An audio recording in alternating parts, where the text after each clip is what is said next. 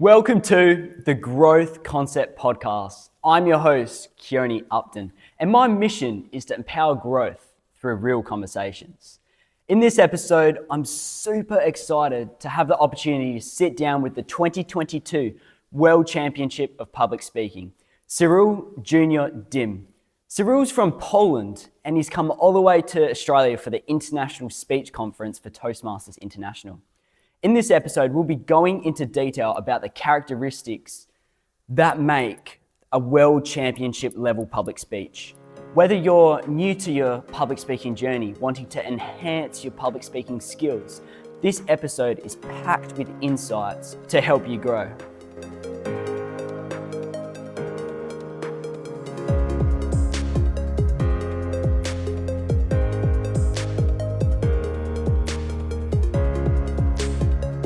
Cyril Junior Dim, welcome to the Growth Concept Podcast and welcome to Perth, Western Australia. Welcome. Thank you very much for having me. It's my first time in Australia. Exciting times. I'm really happy to be a part of your podcast as well. Thank you for having me. It's an honour, man. I really appreciate it. You've been in Australia for 4 days, right? That's right. How are we feeling about the culture, the environment, the weather? Absolutely loving it. You know, again, because it's the first time, there's this air of excitement. It's also the excitement of seeing everything I've read about Australia, everything I've seen on the tele, seeing it in person, you know, very exciting. I should say as well that Australia is very reminiscent of home for me. Many similarities between here and Zimbabwe where I grew up. So there is that feeling of almost familiarity. Right, okay. Really enjoying the time here. Yeah, interesting. Because you're originally from Poland or Zimbabwe and moved to Poland? So I was born in the UK, actually. Oh, wow. Grew up in Zimbabwe. Now I live in Poland. It's a mess. Well, what do you mean by that? It's a mess. You know, because it's a bit of here, there, everywhere. You know, I'm Zimbabwean on my mother's side of the family. On my father's side, I'm Nigerian. And there is that element of being born in the UK, now living in Poland. So it begs the question of where am I from, really? You know, I feel like I'm a resident of nowhere and everywhere at the same time. You've been everywhere. You've probably experienced so many things too, which just adds to the story to tell. Absolutely. Feels like it, you know. Cyril, help me understand, what exactly is it you do and why do you do it? All right. Important question. So I'm a communication expert. I have studied interpersonal communication. I teach people how to be more effective communicators, how to communicate value, how to speak with impact, and how to translate that into success, both in their professional lives and in their private lives. So I help people find their voice, if you will. That's amazing. With your approach to things, how do you distinguish, or what's your approach to the two different communication styles in your personal life and the workshops you give on personal voice and professional voice? What's a key difference between the two? Well, a key difference is, I'd say, the focus. In the professional world, to some extent, we are pursuing personal gain. We want the position over the many other candidates who are applying, for example. We want the raise. We want to have, to have a seat at the table, as it were. In our personal lives, it's more of hearing out the other side and speaking for them, trying to find mutual interests. It's just one very tiny corner of it, of course, but it's one key difference I've seen many times. Professional settings, it's mostly for us. In more personal settings, it's the collective that matters more. I think we were speaking about yesterday that communication isn't taught in schools. In Australia, it's not taught, at least. Is it taught in Poland or anything like that? Well, not as much as we'd like. We're starting to realize now the importance of having a professional who's trained to communicate their value. All too often, the focus was on producing somebody who could get the job done, but not necessarily someone who could express that they could get the job done. And what that translates to, I think back to one case where you got two people applying for the exact same job at the exact same seniority, but they get two different salaries, and you start to wonder what exactly happened there, what's going on. And it comes down to that. One was less agreeable about the terms of employment, and they were able to state their case, make their position clear, and because of that, they got a more favorable outcome. So I do wish that more attention was paid to ensuring that the professionals that are coming out of our institutes are trained to communicate value just as much as they're trained to give value. I love that. You've worked with individuals and corporations all around the world. And you were saying that you help individuals, professional individuals, personal individuals become better in the way they speak. What mission are you truly on in your life today? The mission is to help people discover that part of their communication style that they've just not accessed. Communication boils down to habits. We do it the same way for much of our lives, and we think, well, that's all I can do. But you realize there's an entire range of the spectrum that you never really access. And what if that part of the spectrum could directly impact the quality of your life? And my mission is to help people discover that. I think back to clients that I've had who were mortified of the idea of standing in front of people and saying something, the idea of being watched so closely, the fear of the criticism. And I've seen them come out of their shells to stand up for themselves, to express their ideas, their deepest convictions, and to see how better off they are for it is one of the greatest fulfillments of my career. And I really want everyone to feel this. I also imagine that if we were more attentive to the way we communicate, a good many of the conflicts we encounter would be solved much easier, if at all they would happen. It's about learning how to do it right, how to keep them as conversations, or how to keep the arguments healthy. And if we master those skills, the results are endless. I love that. Your mission, why is that important to you? It's important because I've seen it firsthand what it can do to someone's life and their career to have this skill, or at least to possess this knowledge. I grew up at a time in Zimbabwe where you were either a doctor, a lawyer, or a failure. And I believe that the only salvation for one's life was a technical career where you're building something and you see the output afterwards. And I've realized now, for learning how to speak, that there's an entire avenue that's unexplored, that's soft skills, because it directly relates to how we relate to each other. B, as we said earlier on, it directly relates to our ability to communicate value and to explain to people why what we do is important. You find people who work in very complex scientific fields that we don't even want to think about, and they have a shortage of researchers, for example. And how is it that you inspire people to come and take up the research? You have to explain to them why what you do is important. And so it's very important for us to learn this, explaining value so that people get it. If they get what we do and why it's important, they're likely to join us, to emotionally invest, or at the very least to support us at a distance. And we need that very much. I feel communication is one of those things where if you're not aware of it, you just don't know. And it's the concept of communication may be perceived as simple, like learning to walk, for example. Right. You don't know, you don't know. Right. And with communication, there's such different layers of presenting a particular idea, thought, or expression that I feel is definitely untapped, especially for young individuals entering the workforce and entering the career business in this day and age. Do you feel deep down that communication is a skill that is becoming harder and harder to develop for younger individuals today with the media and all these different belief systems out there? That's an important question. I'd say in some aspects it is getting harder, particularly the content aspect, because that's where we tend to argue and disagree the most. If I don't like your content because I don't agree with it, then I attack you rather than the idea, rather than the concept. I attack the messenger. And it's very unfortunate that that's the state of affairs. On the other end, the presentation aspect, I'd say, is getting much easier. I grew up at a time where decorum and propriety were very important. The way you stand, the way you carry yourself, everyone was looking at that. And if they weren't impressed, they wouldn't listen. Now, nowadays, we're doing it from our phones, for example, from the comfort of our beds even. And there's not too many people looking at how you're standing, how many times you stutter, unless it becomes distracting.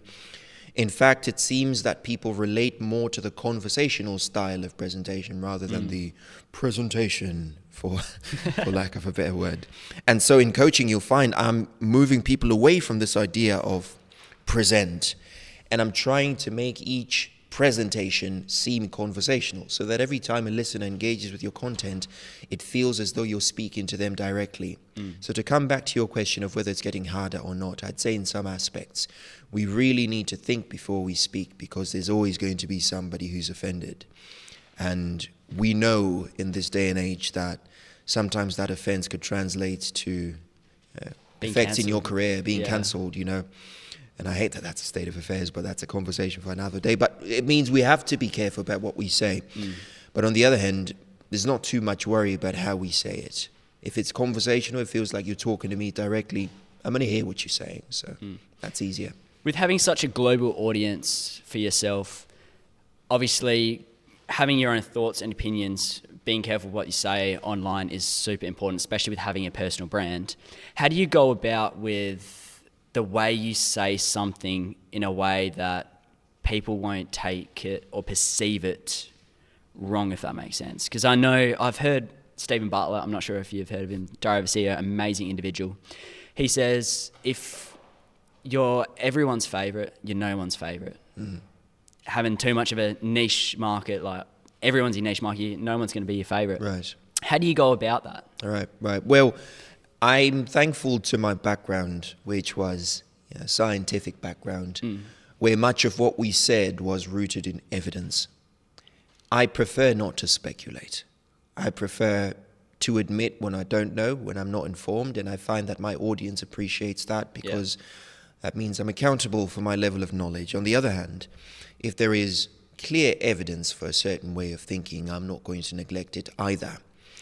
I think one thing I've freed myself of is the need to please everyone.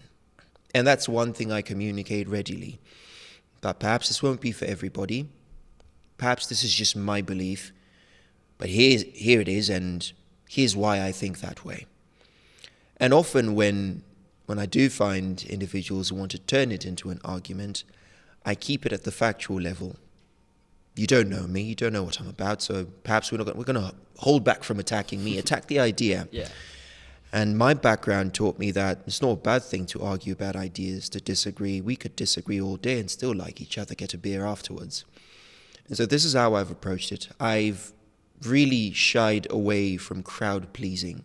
It's not that I go out there and try to look for arguments, but it's not my goal to please or appease everybody. It's my goal to have a discourse about the facts, and I try to root my discussions in the facts. What does the evidence suggest? What do the studies suggest? If the studies and the evidence is quite empirical and evident, then I don't care about your feelings. 100%. For lack of a gentler way to say it, you know, that's your feelings. I do apologize that it hurts your feelings, but the facts are saying something else, you know. And once the opportunity comes for a debate, I keep it about the facts, not so much about the person saying the facts, because again, I don't know them, I don't know what they're about. I want to talk about the issue at hand, discuss the facts or the lack thereof. I really like that point where you speak from the facts, and this is something that I feel is extremely important, especially these days when there's so much misinformation, disinformation out there, and it can make it hard to get the facts straight. But when you get the facts straight, it makes your point so much more powerful, and as you were saying, you're attacking the idea or problem, not the individual, which is something that I resonate with that a lot. Absolutely. I think there should be room as well for, I didn't know that. Because I feel many times when discussions devolve, it turns into, I'm not stopping until I put you in a corner and you look like a muppet. I wish more people had room to say, you know, I never thought of it that way. It's not about me winning the argument or you losing. It's about, as Karl Popper would put it, it's about us coming closer and closer to the truth, and we're both better off for it. I feel if these discussions would rip off the element of ego and trying to look better than the next person, I imagine many of our conversations would be much more fruitful. It's another thing I try to keep in mind. Do you think conversations these days have a lot more ego in it? Absolutely. Really? Obama comments on it. He says, everybody wants to look woke. Look how woke I am. And I know that even that woke is a buzzword that might graze some off the wrong way. What are you saying? What's wrong with being woke? But I feel it's the element of now everybody has a platform to jump online, say something, and get 1 million views for it, even if they're not an authority on the subject. Back in the day, you need to go to school first, get a PhD before you could say something about anything. Now, if I've got a good enough following, I could spread an idea out there, and because, look, 1 million people like my video, I'm probably right. That's all the validation people are looking for. I feel that core element of we had a fruitful discussion from which we both grew. I feel that idea is dying more and more, and it's very unfortunate. Wow. Cyril, your workshops over the past 2 days that I've attended to have really moved me emotionally, and the information you presented has had great value on the way I see communication in a way I've never had before, which is absolutely amazing. And congratulations to you for being able to express yourself in a way where everyone understands. Thank you. I think that's amazing. Much. And backing what you're saying with scientific evidence, for example, with the presentation you did yesterday, showing me the way my brain works and the way my nervous system works, backed up what you're saying. I've heard countless communication tips online, and none of it's been backed by that visual representation on how your brain works, which that alone moved me in a way I've never felt before, which I think is absolutely amazing. Thank you very much. One of the points you've said in your speech yesterday, you set the emotional tone for everything that happens on stage. This quote hit home. I want to know, what's the meaning and belief system behind that incredible saying? Right. Thank you very much, first of all. I'm really happy you got to experience them. I appreciate hearing that. You set the emotional tone for everything that happens on stage. That was the idea. Now, we have a bit of a proverb in Africa, if you'll allow me. Absolutely. It says that dogs bark at the moon and howl all the time. All the time. There's a full moon. Wolves, dogs, they will bark and howl at the moon. But the day the moon barks back, that dog will be famous. And the idea behind it is whatever elicits a response or a reaction out of you immediately becomes powerful. Now, sometimes we're not in control of everything that happens during a presentation. Many things could happen. The lights cut out, the microphone stops working, somebody throws a question or says something that you were not prepared for. So many of these things have happened to some speakers. Now, the idea is you set the emotional tone for what that moment will become. Because you're the speaker, we all look to you for a reaction and for direction on how to feel about this. If your reaction is panic, it spreads and we all panic and we all start to worry. If your reaction is poise, composure, this is not significant, you brush it aside, all of a sudden it's barely a footnote in the conversation and we move on from it. So you set the emotional tone. It's very important to be careful about what it is we react to and how we react to it. And it's important to remember that before the audience feels a certain way, they look to us for guidance on how should we feel about this. And so if we keep that in mind, we realize that we're in control of much more than we realize. I think that's such an important point to take on board with, obviously, yourself being the 2022 World Championship at public speaking, which is an amazing achievement. Congratulations. Thank you. With public speaking, having an audience, who knows what they're going to do, right? Right. Unpredictable. 100%. And an alarm could go off. For example, in the conference happened yesterday. Two days ago, I think. Yes. When there was just a beep, constant beep. Didn't know where it was coming from either, yeah. I know. And the lady presenting just kept going with confidence behind it, which I think is such an authoritative, if that's a word, authoritative move to maintain the audience's connection and attention to the valuable information you're saying in that speech. She really established herself as a speaker there, yeah. With winning the World Championship, that does not come easy. There's distraction, there's so many other factors that come into play when you're giving a presentation. Has anything like that happened where something extreme has happened and you've had to maintain your presence, your authority and your stance on stage? Right. Good one. That's a good one there. The first thing that comes to mind. So what happens in the contest is beforehand there's a briefing, and during the briefing you select the speaker order. You know who's going to be speaker number one on the day, you know who the last speaker is on the day. And in the world of competitive speaking, we're very superstitious about being speaker number one. And in 2020, I got my first invitation to compete in the world semis. And I had a speech that I very much believed in. We go to the briefing and I draw speaker number one.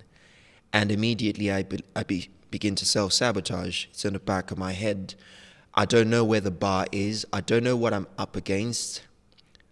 I don't know what I'm walking into. And sometimes there's a certain comfort in having a crowd that's been warmed up for you. And so I know then I had to put on a brave face, but it was in the back of my head for sure. I'm reminded of a second instance, if you'll allow me. 100%. Much younger then, I believe I was about 16. The then president of the country has visited our school. Wow. And it's my job to read out a simple, just one human right from the Declaration of Human Rights. I believe there's a couple of them. Small handbook. We each had one. And they selected students to each come up on stage, read one, and leave. It's 4 lines. Shouldn't be a problem at all. By then, I'm doing 8 and 10-minute presentations. So 4 lines, comparatively, that's nothing. I could do that in my sleep. I walk up on stage.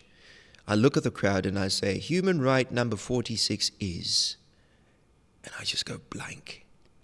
I forget all 4 lines. I just freeze. President's right behind me, by the way. He's sitting on stage looking out into the audience. And I remember it's dead silence first, and then you hear the whispers.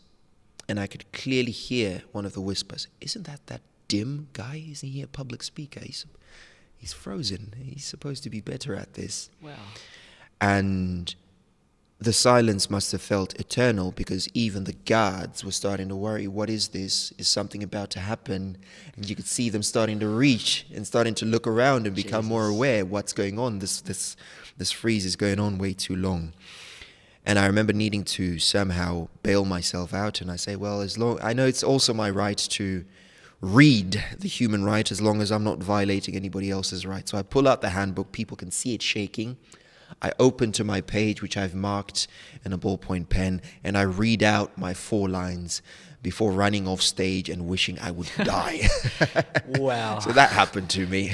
I can resonate with that a lot. Not to that extent with the president being behind me, but with having dyslexia in school, I was installed the belief that I can't read, can't write, and as a result, that affected the way I speak. It got to a point where I had to remove myself from most situations that involve me to have a voice because of these instilled beliefs. And for the best, after school, it all changed for the better. I gained confidence, obviously joining Toastmasters, running my own podcast, and with the way of adapting to things that come up, nerves on stage, you're giving a presentation in front of thousands of people is something very important to keep in the back of your mind. Absolutely.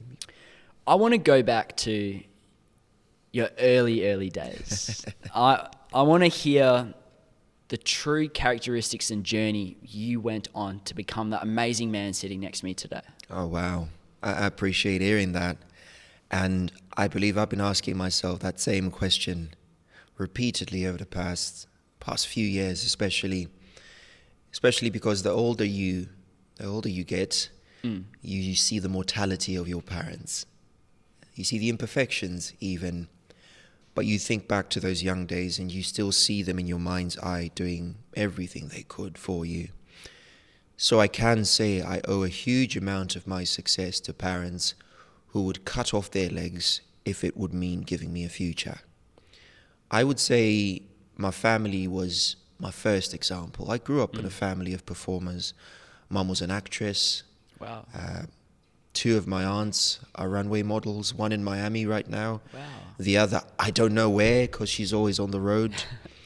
So it felt like, or at least it feels like that right now, that we were always comfortable being in front of the public eye and being in front of people. It translated to me finding roles as a child actor, Wasn't saying much. I was too much of a hard head. They just wanted me quiet, running around somewhere in front of the camera, which translated to me joining small plays, the stuff the kids do. I always wanted to play the king, had an inflated sense of my worth.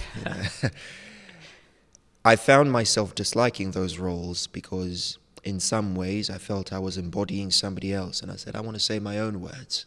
I don't know where I got that from. I don't know why it was so important that I say what I wanted to say, but it translated into me writing my first speech when I was about 9, 11, thereabouts. I was given this speech as a homework assignment, really, and prepared it as anybody does. Turns out I'm speaking in front of a member of parliament. It's National Tree Planting Day. She's come along. She's hidden in the crowd. Very humble lady. We didn't know she was there until she revealed herself. And she comes up to me. She says, son, you got something special going for you here. Wow. She says, we're going to plant a tree, you and I. And it's very important in Africa when an elder blesses you. Very important. Because I feel like this is the moment she blessed me. She says, just as the days of this tree, may the days of your career grow and sprout fruit for those who will hear your voice. I get chills now thinking about it. Back then I was like, yay, I get an A on my homework. I still think back to her blessing me that day. That tree still stands on the campus of Mabel Rain Girls High. It's an American ash tree. I kept the speech. And so when I got to high school, I give the same speech because I'm like, well, I've got one speech that works. Yeah. Gets me recruited into the Public Speaking Society. And it's my first hard lesson in how much I don't know. Okay. They introduced me to the system of contests. And I realized, there's a competition for giving a speech. They have to listen to me. Okay, let's do it. I entered this contest thinking I knew everything there was about public speaking. Lost the first contest, came dead last, and it's 10 speakers in the finals. They will tell you who number 10 was. I was number 10. Cried myself to sleep that night. But I felt I wasn't done. And I came back a couple more times to try again in that contest. 5 years later, 2016, I become a national champion. But still, there is this sense of what comes next, because I'm going to be done with high school. I'm going to write my exams, and I was worried, what will I do with my life?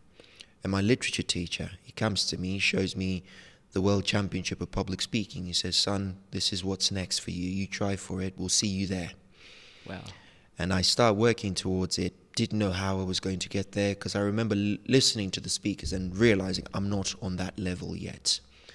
And that began my journey down this line to the World Championship, a journey down which I found mentors, coaches.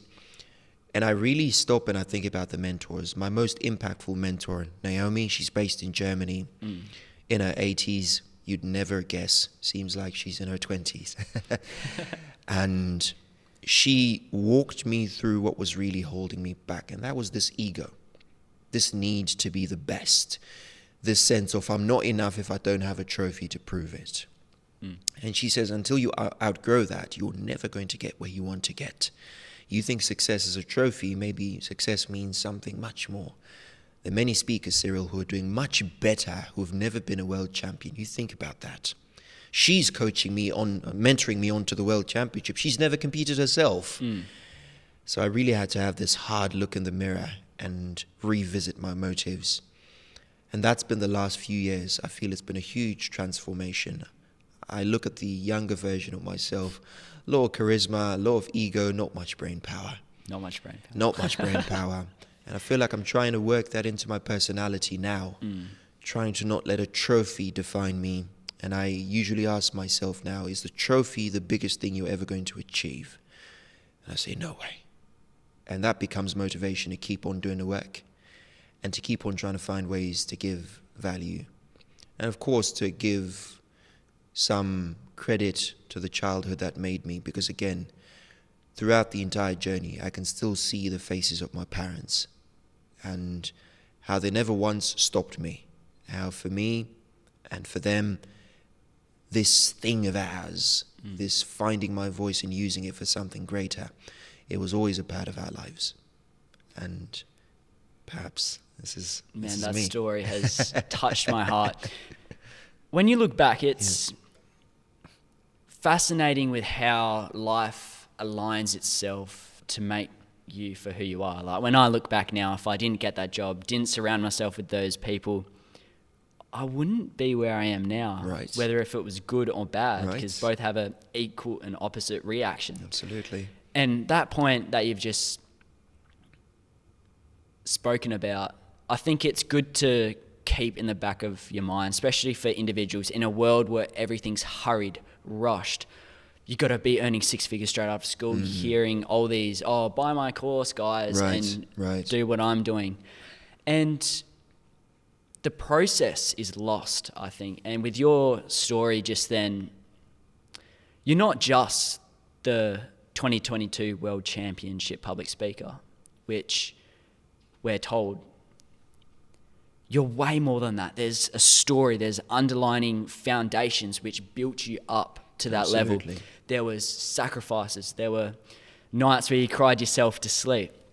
I want to know, with those nights where you cried yourself to sleep with failing your first, I wouldn't even say fail, a redirection with your first public speech, how did you take that setback? Did you, looking back, do you wish you did something different? Oh, wow. I'm just going to be level with you. Certainly.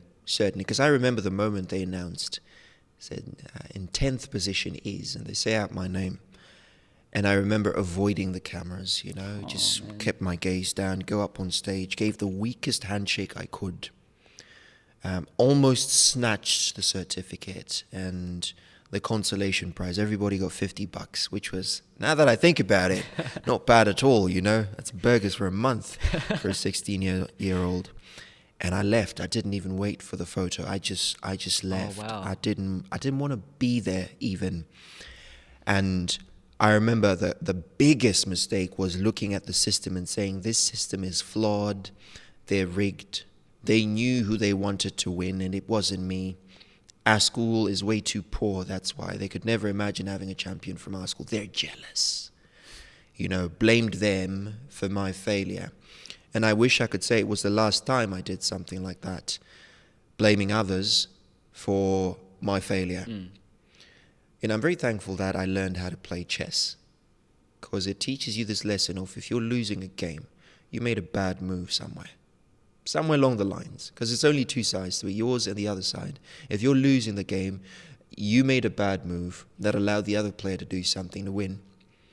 And my approach, my view of things changed to that more chess-oriented view of, if I lost the contest, I did something that gave the judges room to score somebody else higher. But that came much later on. If I could see that younger version of myself, I'd look at him and say, yes, you lost. You suck. I'd be very hard on myself, because I needed that as a way of saying, the version of you that deserves this success has not yet been born. Cry yourself to sleep, but get up tomorrow and make that version. If I'd taken it that way, instead of blaming the system, blaming everybody else but myself, who knows? Maybe I'd have learned the lesson sooner, and maybe some success would have come sooner. But I can definitely think back to that being my biggest mistake. I think that's truly amazing. You were saying that ego was a particular barrier for yourself, and what's her name? Your coach in Germany? Naomi, yes. And Naomi helped you through that process. Absolutely.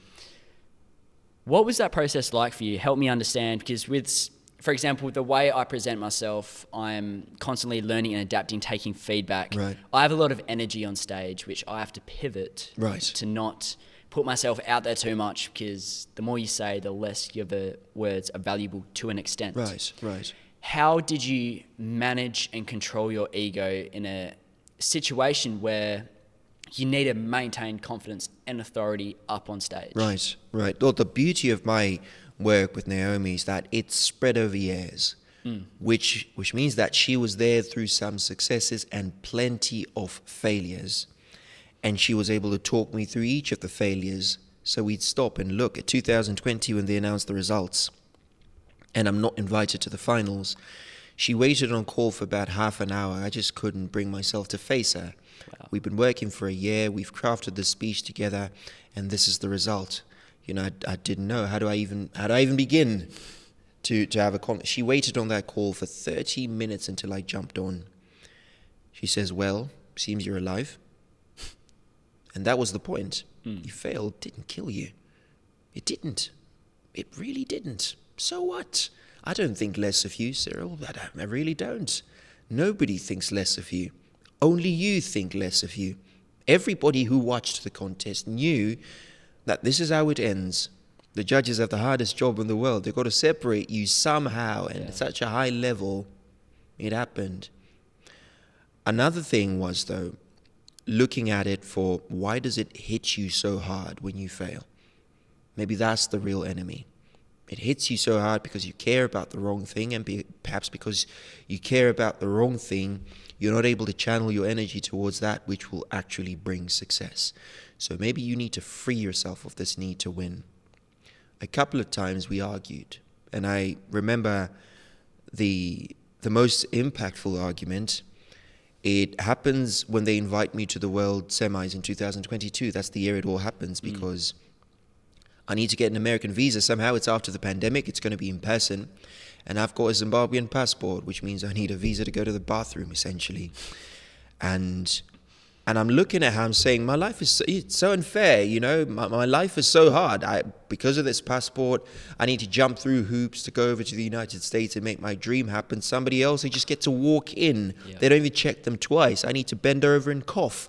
You know, I was very unhappy about that. And she pauses. She says, do you really believe that? You really believe your life is harder than, say, a single mother? And I stop, and that catches me flush, because for a while, Mum was both mum and dad. So I know exactly what she's asking. And I couldn't answer.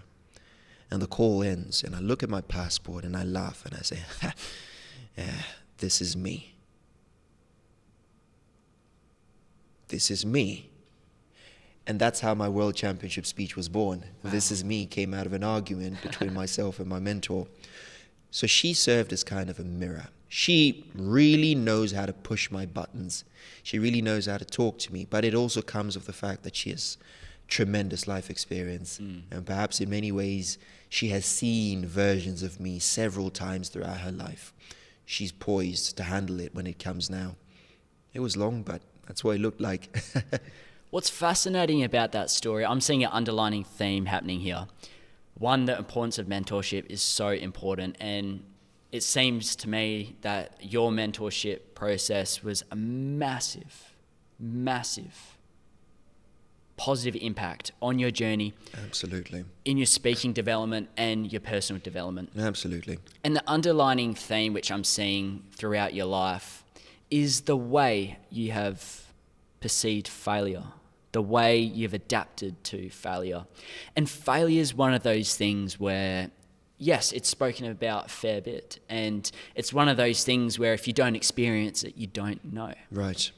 And I think your story resonates with the concept of failure, adapting, growing from that is so important, especially for individuals, for example, finishing uni where failure is perceived very negative. You failed that test. I'm a failure myself.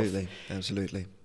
Which you've experienced. That's and right. I think your lessons on failure is a good eye-opener for myself and something I can carry forward in my public speaking life and personal life. I think it's about positioning ourselves as people with nothing to lose. Okay. Because as long as we're afraid of this, what if I fail? You've got something to lose, so you're susceptible. It's like the movie Creed, when Rocky Balboa says, you don't fight somebody who's got nothing to lose, they're dangerous. And that's the exact point.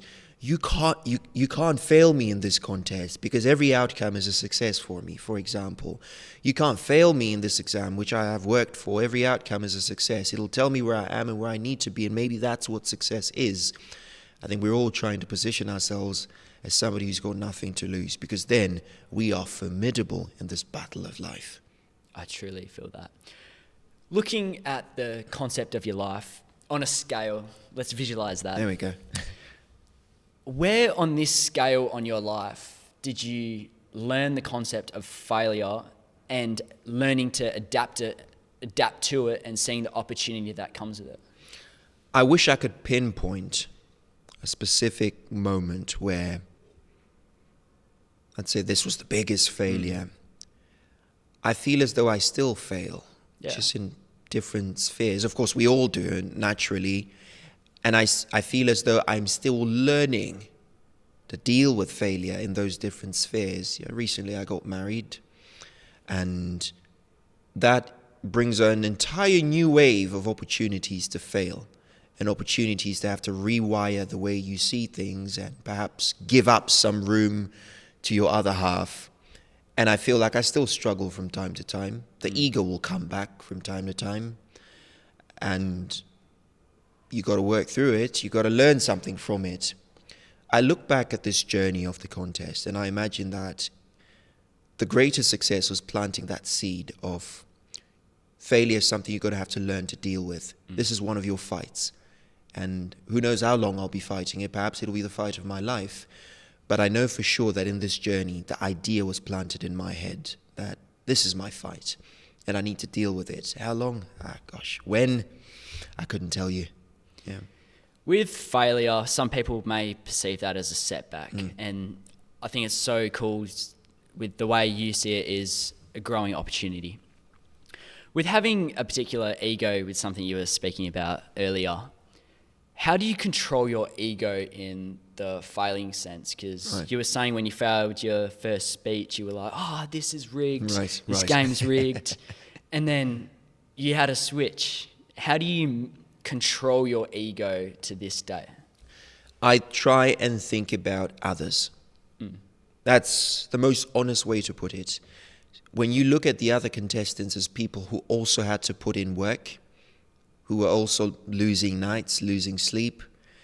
When you look at the other contestants as people who perhaps are not here for the first time, they've been trying for years, you also realize that we're all the main character in our own movie, and we're all putting in that work, and perhaps on this day you outworked me fair and fine. I think there's also some wisdom in learning how to be happy for others. You learn how to be happy for others, then again, there is no failure. It's a different kind of success for someone else. And today we celebrate you. It's your day. You did this, and it earned you fruit. I don't have to fail for somebody else to succeed, and they don't have to fail for me to succeed. But if we're only thinking about ourselves, then there's plenty of room for that ego to grow and become unhealthy. I think what I try to do more than anything else is to stop and realize that although I am the main character, I'm not playing this movie alone. And there's a huge supporting cast that's equally, if not more important, because without them, there's nothing important about me as a main character in my own story. That point is amazing. Thank you. I have a closing tradition on this podcast. Here we go. If you could go back to your younger self, what would you tell yourself and why with the knowledge and wisdom you have now? What would I tell my younger self? I tell my younger self not to put so much pressure on himself. I mean, in retrospect, it paid off.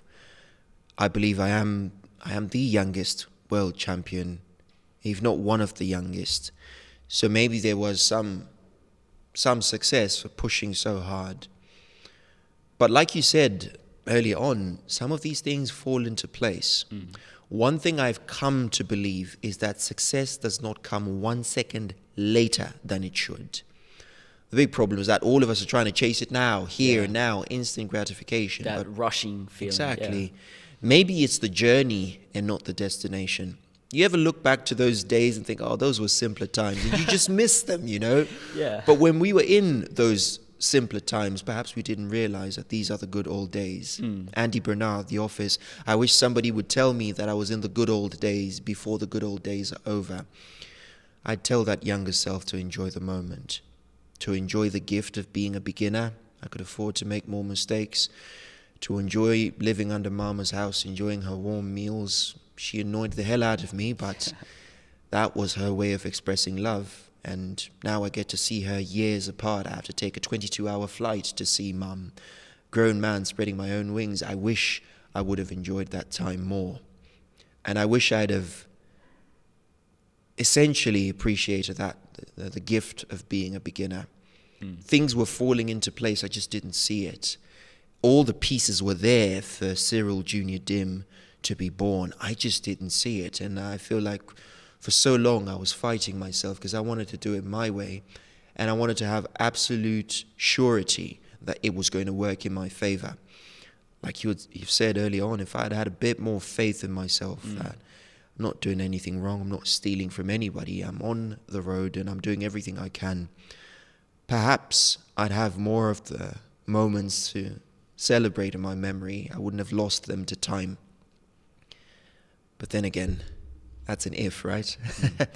I resonate with that a lot because I'm a very go, go, go, go. Right.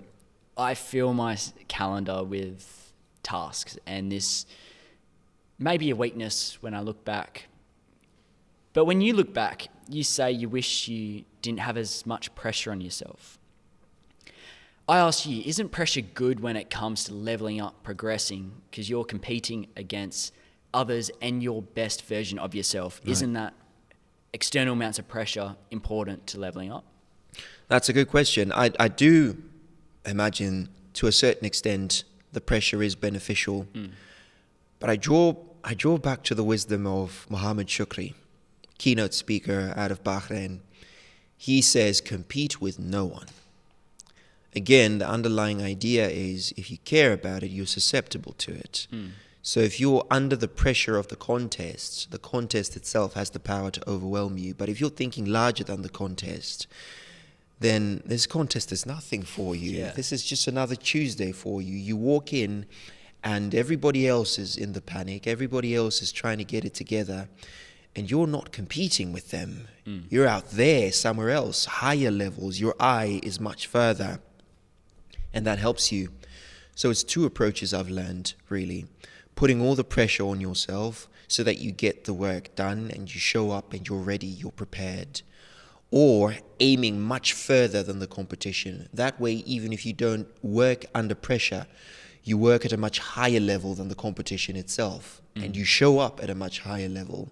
So these are two approaches I use even today. Which one do you prefer if you had to pick one? I prefer the latter, aiming much further. Asking myself, is this contest the biggest deal? No, what is the biggest deal? I want to host the Met one day. So I'm rehearsing for the Met. You imagine how I'm going to show up for a contest if I'm rehearsing for the Met. Yeah. And that sets you apart when you show up on game day. That's amazing. Well, thank you so much, Cyril, for this conversation. Where can people go to learn more about your work, your journey, your experiences, your wisdom? Thank you very much for having me and for allowing me this opportunity to share that. You can find me on my website at cyriljuniordim.com. On that website, you're going to find links to my LinkedIn, to my YouTube channel, to my Instagram channel. There are many opportunities to connect with me. There's a contact form over there that will go directly to my mailbox. I try not to let too much of the work go to my team. I really want to be in touch with the community. So I do take the time to read those emails. I feel that. And all links will be in the show notes below. Absolutely. I got 2 more questions for you. Here we go, yeah. The last guest I interviewed on the Growth Concept podcast left a question for you, not knowing who you are, what business you're in, or what you stand for. The question is, as a kid, how did you play? Here I am going hard on myself again. Very competitive. Yeah. Very competitive. I had very close friends. Many of them are still my friends today. And we'd have a 30-minute lunchtime break, which I always think back to when I think of playing as a kid. We loved football, but we didn't have a football. So we'd find an old plastic bottle. That would be the football. We'd kick it around. And in our mind's eyes, we were each Ronaldinho's and Cristiano Ronaldo's. We would score, we would run and celebrate. Wow. Those were moments of innocence that we would look forward to each day. And I remember this 30-minute window of my day so fondly that even if it was a Monday and you'd hate the idea of waking up early, you would still look forward to the 30 minutes when we could live as our heroes and be Ronaldinho, Cristiano Ronaldo. And so That's how we played. We dreamt a lot. I love that. That's amazing. What question do you want to leave for the next guest, not knowing what business they're in, who they are, what they stand for? All right. Well, let's hear it. All right.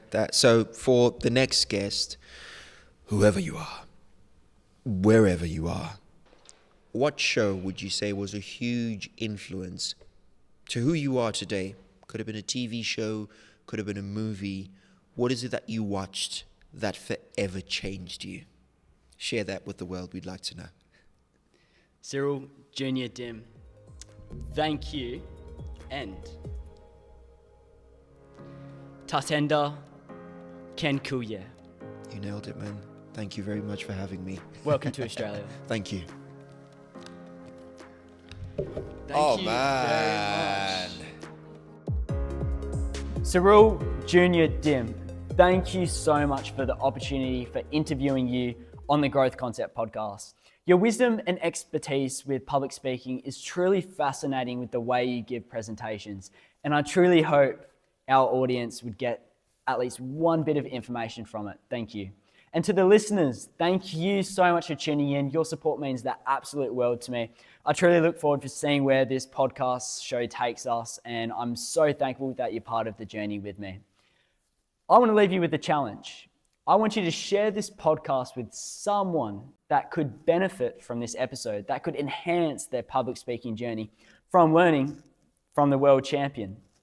And in return, I'll do my absolute best to keep improving this podcast every single day, and I will not stop.